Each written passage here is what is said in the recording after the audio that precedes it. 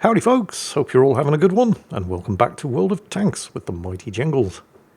Now, I realise that my last World of Tanks video is going to be a pretty tough act to follow. It was the best World of Tanks replay ever after all. But General Alex Destroyer here is going to have a damn good stab at it. Alex is in the Batignolles Bourrasque. This is a French Tier 8, I really have a hard time saying this with a straight face, medium tank. In this Tier 8 standard battle here on the Mannerheim Line map. What's so funny about that, Jingles? It is a medium tank, it says so right up there in the team list. No, it isn't. This is a light tank cosplaying as a medium tank. It'll do 62 kilometers per hour in one direction, 23 kilometers per hour in the other. Oh, hang on, replay bug. I mean, of course there's a replay bug, it's wargaming. The 6th sense indicator is going off. Don't worry, when he does get spotted, that particular bug should fix itself. But yes, light tank or medium tank. Well, I mean, despite being officially listed as a medium tank, it's absolutely tiny, it has fantastic camo, it's ridiculously fast with a top speed of 62 kilometers per hour. It does have a 105mm gun with a 2-shot autoloader. But the armour on this thing, well, it just doesn't have any. There are light tanks that have better armour than this medium tank. And I don't mean particularly well-armoured light tanks like the T-54 lightweight either. The AMX-38 has substantially better armour than the Bourrasque. And the AMX-38, for those of you who don't know or don't have immediate access to the World of Tanks wiki, is not just a light tank, it's a tier 3 light tank. Oh, there's the first casualty, and well, I mean, yeah, of course it's a Hellcat. It's always a Hellcat. Alex immediately equalises, knocking out the enemy Achilles. Although what was unusual about the Hellcat dying, I mean, there's nothing unusual about a Hellcat dying first in World of Tanks. They're basically the equivalent of World of Warships destroyer players. But he didn't get killed by the enemy team. He actually managed to kill himself by drowning, so, you know, that's a first. Hang on, Alex, where are you going? Well, he's paying attention to the minimap. There's basically the entire team are up here. And all of the casualties, and there are now 4 of them, have been inflicted down by the southern entrance to the base, where there is now a single TS5 desperately begging for help, holding off what looks like almost the entire enemy team. A third of Alex's team are already dead. I'm fairly sure the TS5 is going to be next unless somebody else can beat him to the punch. Alex looking around for teammates like the Scorpion G over there, who are in a position to help and who also have a sufficiently dangerous gun. I mean, the Scorpion G has a 128mm anti-tank gun. Could be very useful propping up the flank over here as that lot start rolling in. Alex starting to knock over a couple of trees for a little bit of additional cover, and artillery are at least awake. The Scorpion G, however, yeah, not so much. Initially I thought it was a bot, but a bot... Oh, 6th sense just actually went off, so it should be working correctly from here on in. But yes, I initially thought that Scorpion G was a bot, as Alex racks up his second kill, knocking out the BZ-58, and giving those other enemy tanks something to think about, as a couple of teammates do respond to the threat. It's mostly the friendly Jagdpanther who's taken up position on the hill. The Scorpion G is still completely oblivious to anything happening that's not in his direct line of sight. Like I said, I initially thought he was a bot. But a bot would have actually reacted to all of these enemies rolling in. The Scorpion G player is just that bad. And he's on Alex's team. Yay! Artillery are awake though. They've started to rack up a couple of kills. Alex is on his second. They've inflicted 4 in total. The enemy team are still 3 kills ahead. Seriously though, look at the Scorpion G player on the minimap. He's right up there in the top northeastern corner of the map. He's parked himself right in front of the AMX-13 artillery. He has moved, but he's managed to put himself into a position where he can't shoot at anything.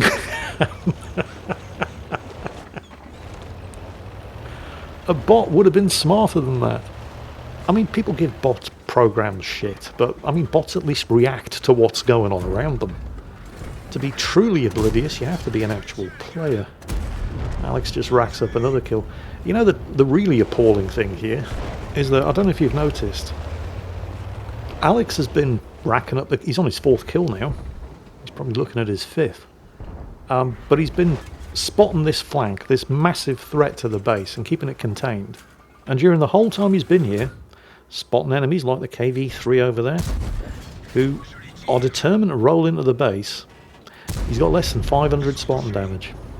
Oh, wait, spoke too soon. There's another artillery hit. I mean, the artillery on the team are at least awake. He's now at the grand total of 555 spotting damage, which, considering where he is and what he's been doing for the last 5 minutes, is nothing short of pathetic.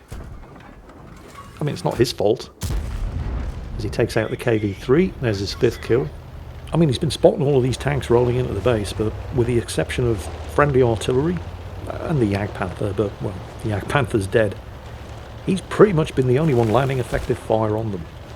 He's up to nearly 3,500 damage of his own, but he still has barely more than 500 spawn damage. I mean, that's just shameful. I guess if you need a job doing properly, you just have to do it yourself. They've just lost another teammate, by the way. The Achilles has gone down. The enemy team is still 3 kills ahead. The rest of the team between them have only killed 2 enemy tanks. Oh, look at the minimap. Scorpion G just moved.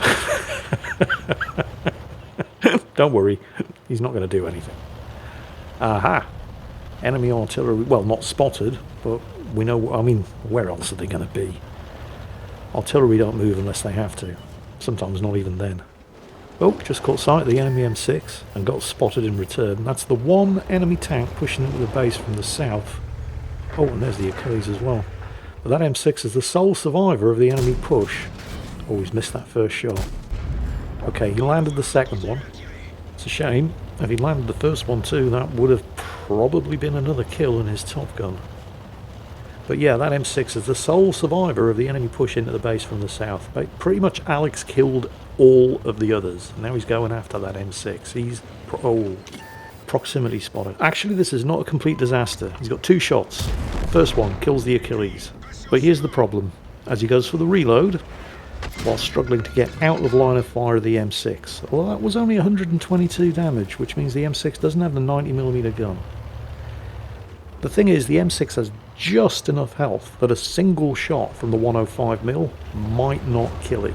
So he goes for the reload, and he one-shots him anyway. Well, still, better safe than sorry. Oh, takes a hit from the flat panzer. Have you noticed that everybody shooting at him is firing gold? I mean, you can kind of understand the M6. He was clearly not upgraded, probably only had the 76mm gun, found himself in a tier 8 battle, so loaded the gold. But everybody shooting at him is firing gold. Do you know how much armour this tank has? I mean, we started talking about this tank's armour earlier, but then stuff happened. At best, there's a very thin strip across the front of the hull that has 40mm of armour.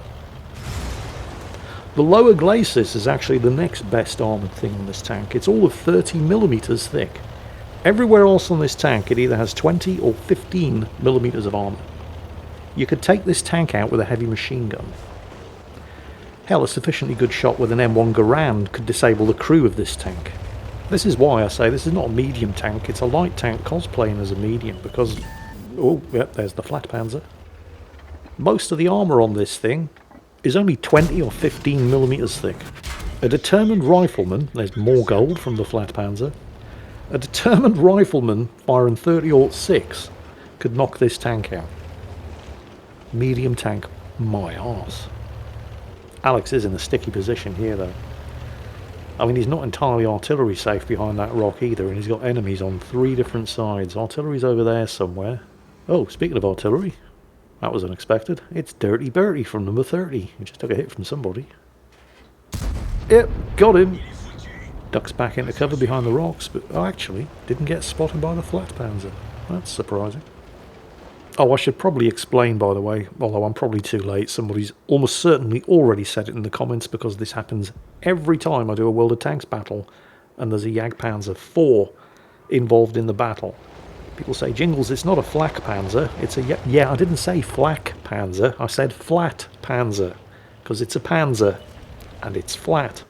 Oh, there's the T-25-2, yeah, Koof the first shot, finishes him with a second. Gets himself into the low ground. just in case. You never know who's watching.